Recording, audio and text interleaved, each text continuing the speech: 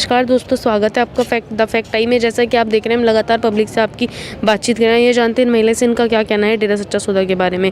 नमस्कार मैम, आपका नाम? मेरा नाम आनंदी इंसान है। मैम, आप कितने टाइम से डेरा सच्चा सौदा में आ रहे हैं? 30 साल हो गए जुड़े हुए। कैसा एक्सपीरियंस रहा आपको? डेरे का माहौल कैसा? इंसान ने तो हमें अभी पता चला इंसान क्या है नाम लेने के बाद। उससे पहले हमें कुछ पता नहीं था कि इंसानियत क्या है, कैसे जीते हैं। बस डंगरों की तरह ज़िंदगी थी। उसके बाद हमें बहुत कुछ सीखा है, बहुत कुछ अच्छाई ये क्या चीज़ है, बुराई क्या चीज़ है। और सच्चा सौदा जुड़ने के बाद मेरा सारा परिवार, रिश्तेदार, सबको मैंने नाम दिलाया। हमें बहुत अच्छा लगा, बहुत ही अच्छा लगा। मैम, क्या बदलाव आए हैं आपकी ज़िंदगी में डेरा सच्चा सौदा? ज़िंदगी में बहुत बदलाव आया। एक तो झूठ से बचना है, बुराइयों से बचना है और बुरे लोगों से बचना है। बुरी जगह खाना नहीं खाना, जहाँ नशे होते हैं। खुद मेरे भाई लोग जब नशा करते, मैं वहाँ खाना नहीं खाती। मैं अब भी भूखी आई मैं उनके घर से। मैंने कहा मैं नहीं खाती, क्योंकि हमें जहाँ जैसा खाया अन्न ऐसा हुआ मन, हमें यही सिखा रखा है।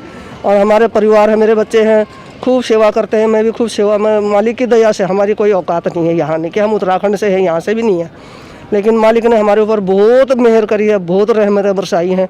उसका हम किसी भी जन्म में रोम रोम भी उसका ऋणी है, हम दे नहीं दे सकते अपने मालिक का।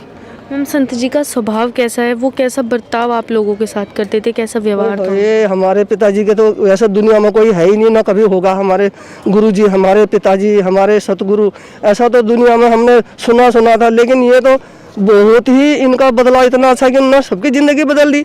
राक्षसों को इंसान बना दिया। कैसा स्वभाव था, बहुत ही अच्छा। ये तो कहते हैं बुराई से बचो। मैम, फिर संत जी के ऊपर ऐसे आरोप क्यों लगाए? क्यों उनको ऐसे एलिगेशंस में फंसाया गया? उनको नशेड़ी लोगों का काम है सारा, रुपये दे रखे। हमारे खुद मेरे बेटे हैं और उनके दोस्तों ने कहा तुम ऐसा क्यों दिखा रहे हो? बोले तुम पैसा दे दो ज़्यादा। हकीकत है 101%। बोले तुम ज़्यादा पैसे दे दो, हम अच्छा दिखा देंगे, हमें तो पैसे मिले हैं दिखाने के, ये कहा है।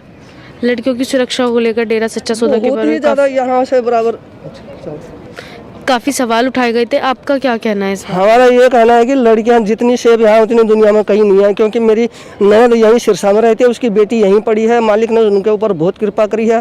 पहले वो बहुत गरीब थे, अब उन मौज हो रही है। उनकी लड़की यहाँ स्कूल में पढ़ कर यहीं जॉब लगी सामस्तानी धाम में। लेकिन हमारे जो रिश्तेदार हैं हमारे को देख के कहते हैं कि धन है तुम्हारे गुरु। ऐसा क्यों कहा लोगों ने? हमने कहा ऐसा क्यों कहा? सब नशेड़ी लोगों का नोटों का काम है, क्यों खरीद रखे हैं वो यूँ 3-4 साल से संत जी समाज में नहीं है। इस चीज़ का समाज के ऊपर क्या प्रभाव पड़ रहा है? क्या प्रभाव पड़ रहा है? जो बिगड़े लोग थे वो फिर बिगड़ने लग गए हैं। और नहीं तो पिताजी सुधार रहे थे, जगह जगह दृष्टियाँ पा रहे थे, उनके सत्संग कर करके सुधार रहे थे। लोगों को समझ में आ रही थी कि हाँ ये सच्चाई है। लेकिन झूठे लोगों को सच्चाई पसंद नहीं आई, हजम नहीं हुआ।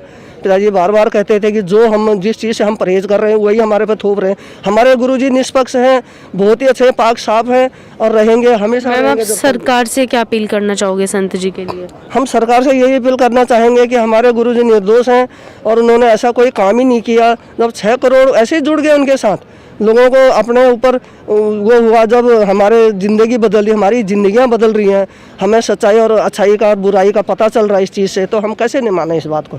तो दोस्तों देखिए, लगातार जनता का यही कहना है कि संत जी की वजह से इन्हें अच्छाई और बुराई में फ़र्क पता चला। संत जी ने इनके घरों से नशा ख़त्म करा। जो इनके बच्चे, जो यूथ है, वो नशों से दूर है सिर्फ संत जी की वजह से। तो फिर ऐसे संत जी के ऊपर क्यों आरोप लगाए? और इनका कहना है कि संत जी के ऊपर जितने भी आरोप लगाए हैं वो सब गलत हैं, उनकी निष्पक्ष जाँच होनी चाहिए और संत जी समाज में वापस ज़रूर आने चाहिए। इसी के साथ आप देखते रहिए द फैक्ट आई।